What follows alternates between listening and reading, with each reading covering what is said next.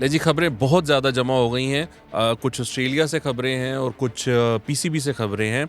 Australia से सबसे बुरी खबर ये है कि पाकिस्तान के जो स्पिनर हैं लेफ्ट आर्म नुमान अली, उनका ऑपरेशन हुआ है अपेंडिक्स का, जिसकी वजह से वो पाकिस्तान को अवेलेबल नहीं होंगे।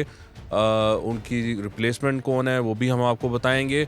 और फिर इब्रार का क्या फ्यूचर है, इब्रार सेकंड टेस्ट में या थर्ड टेस्ट में फ़ीचर होंगे या नहीं होंगे, उसके बारे में भी हम बात करेंगे। इसके अलावा वकार यूनुस ने कुछ पाकिस्तान के फ़ास्ट बॉलर्स के बारे में बात की है, वो भी आपको बताएंगे कि वो क्या कहते हैं। फिर यहाँ पर मसला पड़ गया है, पीएसएल आने वाला है, फ़रवरी में पीएसएल होना है, लेकिन पाकिस्तान का क्रिकेट बोर्ड जो है उसका मुस्तकिल चेयरमैन मौजूद नहीं है और गवर्नमेंट ने उसमें कोई पंगा डाल दिया है, वो बीच में आ गए हैं और पीएसएल के बहुत से कॉन्ट्रैक्ट्स जो हैं वो होल्ड हो गए हैं, उसकी तफसीलात भी हम आपको बताएंगे। इसके अलावा हारिस रऊफ़ जो हैं वो बिग बैश खेल रहे हैं और उनको पता नहीं क्या सूझी, वो उनकी बारी थी, वो बगैर पैड्स के, बगैर ग्लव्स के, बगैर हेलमेट के ग्राउंड में पहुंच गए। उसके बाद क्या हुआ वो भी हम आपको बताएंगे। तो शुरू करते हैं ऑस्ट्रेलिया से ही। हमारी टीम वहां पर मौजूद है, उनको बैक टू बैक इंजरीज का सामना है पाकिस्तान टीम को। 17 रुकनी जो वहाँ पर टीम मौजूद है उसमें खिलाड़ी या तो इंजर होते जा रहे हैं या उनको कोई बीमारी होती जा रही है। आपको मालूम है कि इससे पहले इब्रार जो है वो इंजर हुए, फिर खुरम शहजाद जो हैं फास्ट बॉलर वो इंजर हुए। अब ये खबर आई है कि नुमान अली पाकिस्तान के लेफ़्ट आर्म स्पिनर, वो उनका ऑपरेशन हुआ है अपेंडिक्स का, जिसकी वजह से वो फ़ीचर नहीं कर सकेंगे रेस्ट ऑफ द टूर में और उनको वापस भेजा जा रहा है।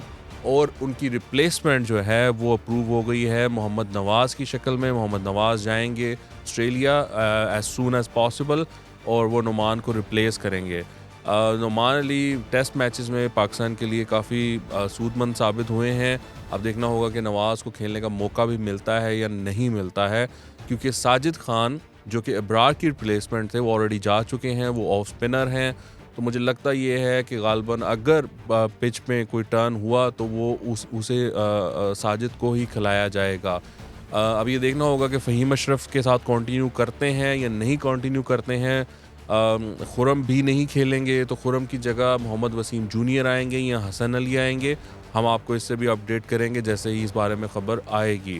अब मसला ये है कि वहाँ पर पाकिस्तान टीम तो मौजूद है, लेकिन पाकिस्तान टीम के साथ जो मसले मसाइल हैं उसकी वजह से पाकिस्तान की परफॉर्मेंस पर क्या असर पड़ेगा, क्या नेगेटिव असर पड़ेगा, वो तो हम देखेंगे अगले टेस्ट मैच में। लेकिन उम्मीद यही की जा रही है कि पाकिस्तान के पहले ही जो प्लेयर्स हैं वो इस तरह लगता है कि पूरी तरह फिट नहीं हैं। शाहीन शाह अफरीदी के बारे में ये स्पेकुलेट किया जा रहा है कि probably he is playing with an injury, जिसकी वजह से उनकी पेस जो है वो काफ़ी डाउन हुई है। एंड ऑफ कोर्स वो कोई विकेटें भी नहीं ले रहे, तो जब वो बंदा कामयाबी ना हासिल कर रहा हो तो फिर बातें तो होती हैं। अब इसमें जो चीज़ हाईलाइट हुई है वो वकार यूनुस वहाँ पर ऑस्ट्रेलिया में मौजूद हैं। वो एक वहाँ पर टीवी शो में मौजूद थे और उन्होंने पाकिस्तान की पेस बॉलिंग के बारे में बात की है और उन्होंने काफ़ी डिसअपॉइंटमेंट का इजहार किया है। उन्होंने कहा कि जब भी पाकिस्तान टीम ऑस्ट्रेलिया आती थी तो लोग देखने आया करते थे पाकिस्तान के बॉलर्स को और वो 145 150 पे बॉलिंग कर रहे होते थे, लेकिन इस दफ़ा वो देखने को नहीं मिल रहा। बहुत ही ज़्यादा मीडियम पेस जो है वो it's available on display. Pakistan की तरफ से कोई कोई फास्ट बॉलर्स नहीं हैं जिस तरह के पास में होते थे। और उन्होंने शाहीन के बारे में भी कहा कि अगर ये कोई इंजरी कैरी कर रहे हैं तो इनको ना खिलाएं आप। ये क्यों इस तरह आप इनको इस कंडीशन में खिला रहे हैं जहाँ पर कि वो स्लो बॉलिंग कर रहे हैं और वो विकेट्स भी नहीं ले पा रहे। थोड़ी सी स्विंग तो उनकी हो रही है लेकिन उनकी पेस यकीनन डाउन हुई है। तो ये इस बारे में वकार ने बात की है। Obviously it's a concern for everyone in Pakistan के शाहीन की फॉर्म कहाँ है, शाहीन की पेस कहाँ है, और अगर वो इंजर्ड हैं तो आप क्यों फिर उनको खिला रहे हैं, आप किसी और को मौका दे दें। सो ये भी एक सवाल है कि इंजरी के साथ उनको क्यों कैरी करवाया जा रहा है। अब आते हैं पीएसएल पर। पीएसएल आपको मालूम है कि पाकिस्तान क्रिकेट बोर्ड के तहत होता है। पाकिस्तान क्रिकेट बोर्ड में मुस्तकिल चेयरमैन मौजूद नहीं है, एक मैनेजमेंट कमेटी है जिसके सरबराह ज़का अशरफ साहब हैं। मामला ये हुआ है कि गवर्नमेंट ऑफ पाकिस्तान ने एक ख़त लिखा है पीसीबी को और उन्होंने कहा है कि आप कोई भी बड़ा डिसीजन लेने से पहले गवर्नमेंट से उसका अप्रूवल लें।